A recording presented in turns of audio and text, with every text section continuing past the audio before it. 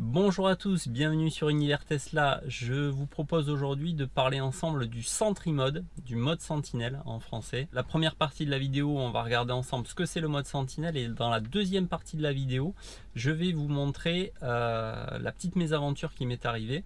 Alors que j'étais stationné sur une place de parking, quelqu'un en mon absence est rentré dans ma portière et est parti sans bien sûr laisser ses coordonnées. Donc je vais vous montrer la vidéo et on va en discuter.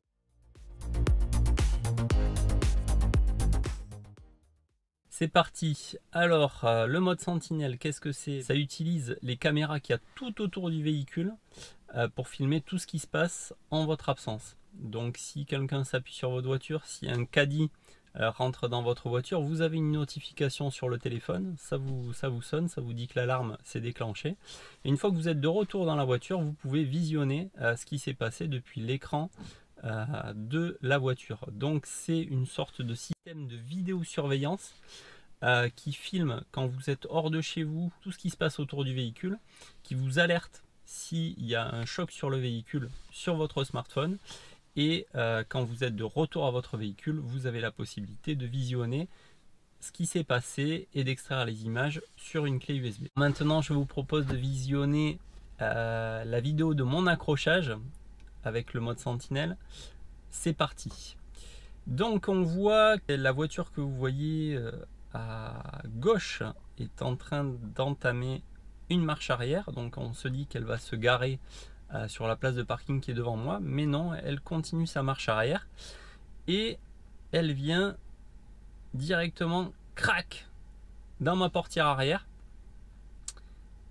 et la voiture se rend compte qu'il y a quelque chose qui s'est pas passé normalement, mais bon, hop, on s'en va, on laisse pas de mots, pas de problème.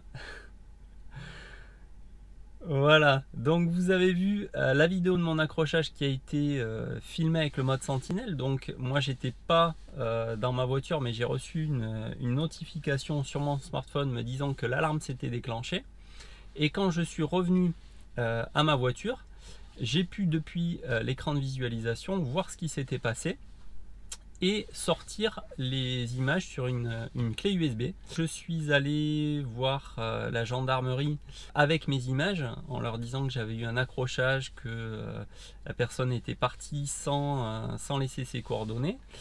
Et là, la police n'a pas visionné les images, elle m'a juste demandé le numéro de la plaque d'immatriculation de la personne qui m'avait accroché, et ils ont tapé ça sur leur ordinateur, ils ont trouvé les coordonnées de la personne, ils ont tenté de rentrer en contact avec cette personne pour lui donner mes coordonnées pour qu'on puisse ensuite remplir un constat. Nous avons ensemble rempli le constat. Alors bon, pour la petite histoire, soyez indulgents dans les commentaires, c'était une personne âgée qui m'est rentrée dedans, ça peut arriver, c'est un accident, il n'y a pas de problème, on remplit le constat, c'est toujours embêtant, mais bon, c'est pas très grave. Donc le bilan est ultra positif de ce mode Sentinelle, puisque sans ça, j'aurais eu les réparations à mes frais, parce que j'aurais eu aucune preuve, il n'y avait aucun témoin. Grâce au mode Sentinelle, j'ai pu savoir qui m'avait accroché ma voiture et faire jouer l'assurance.